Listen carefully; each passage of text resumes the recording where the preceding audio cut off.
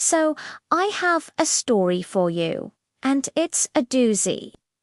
It involves dating, ghosting, and a confrontation 8 months in the making.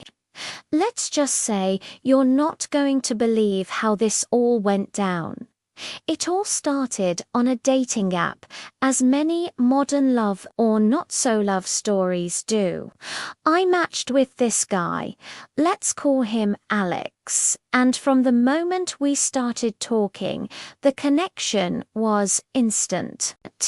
We had the same sense of humor, liked the same weird documentaries, and could talk for hours about anything and everything. He was charming, intelligent, and seemed genuinely interested in getting to know me. We texted non-stop for about 2 weeks. Good morning texts, good night texts, random thoughts throughout the day. It felt like we were already in a relationship. He'd talk about all the things we were going to do together. He mentioned this little Italian place he wanted to take me to, a hiking trail with a great view he thought I'd love, and even joked about what we'd name our future dog. It was a lot, I know, but at the time it felt exciting, it felt real. So, naturally, we decided to meet. We planned a date for a Friday night. We were both so excited. The day before the date, he sent me a text saying, "I can't wait to finally meet you tomorrow." I went to bed that night with butterflies in my stomach, feeling like this could really be the start of something special. And then Friday came and went. Complete silence. I sent a text in the afternoon, something casual like, "Hey, are we still on for tonight?" No reply. A few hours later, I called. It went straight to voicemail. I tried again. Voicemail, my heart sank. I checked his profile on the app. It was gone. Unmatched. Poof. Vanished into thin air. I was completely blindsided. I went through every single one of our conversations, trying to figure out what I did wrong. Did I say something weird? Was I too eager? Was it all a game? The self-doubt was crushing. For weeks, I couldn't stop thinking about it. It's not just the rejection that hurts, it's the complete lack of explanation. The feeling of being so disposable to someone you thought you had a connection with, it messes with your head. You start to build up all these scenarios. Maybe something terrible happened to him. Maybe he lost his phone, but deep down you know the truth is probably much simpler and much more selfish.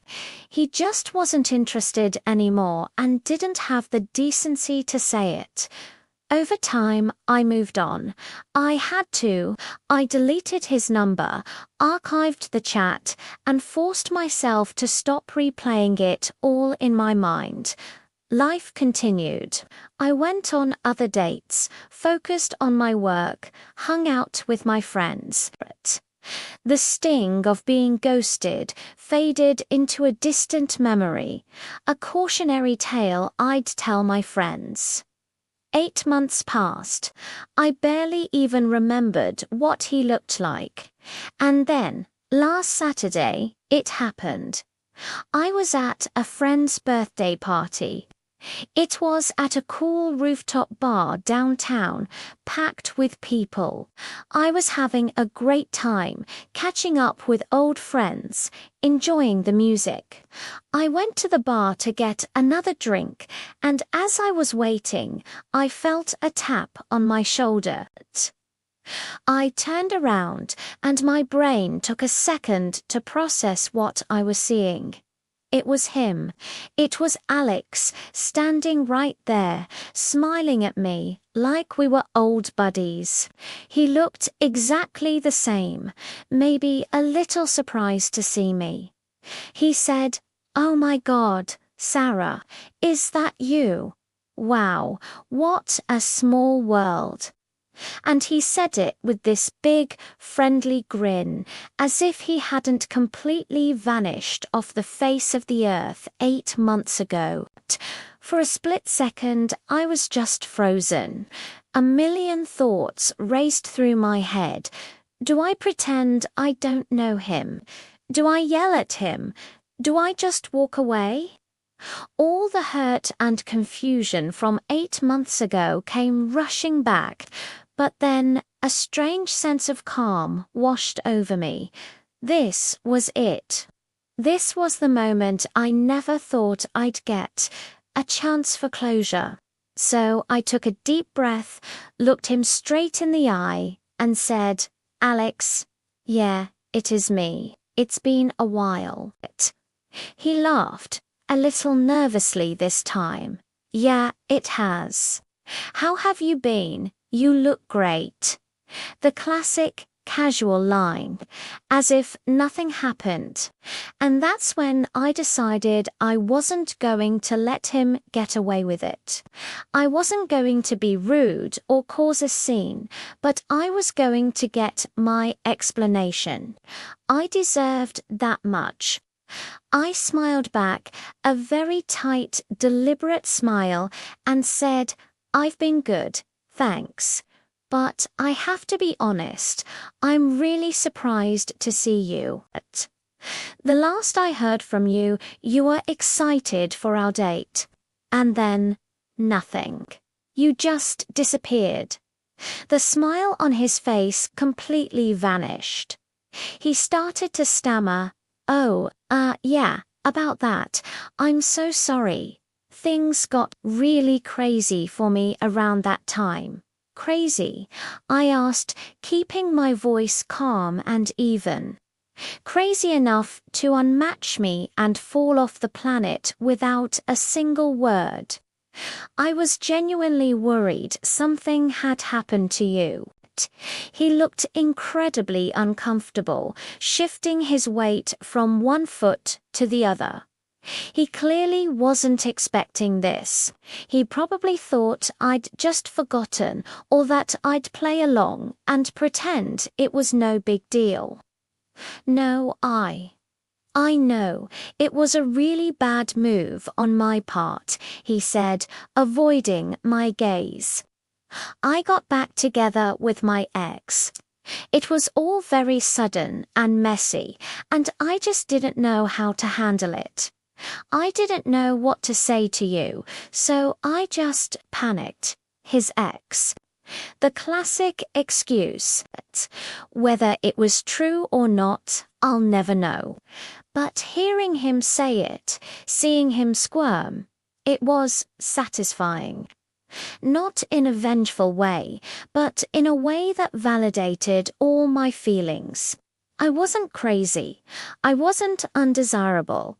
His behavior had nothing to do with me, and everything to do with his own inability to communicate like an adult. I looked at him, and all the anger I thought I'd feel was gone. Instead, I just felt a little bit of pity. I said, "You know, Alex, a simple text would have been enough. Something like, 'Hey, something's come up and I can't make it. I'm sorry.' That's all it would have taken. It would have taken you 30 seconds. Instead, you left me wondering for weeks what I did wrong." He finally looked at me, and he genuinely looked ashamed. "You're right," he said quietly.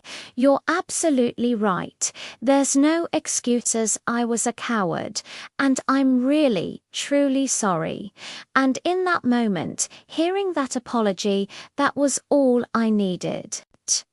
It was like a weight I didn't even know I was still carrying had been lifted. The mystery was solved. The loop was closed. I gave him a small nod.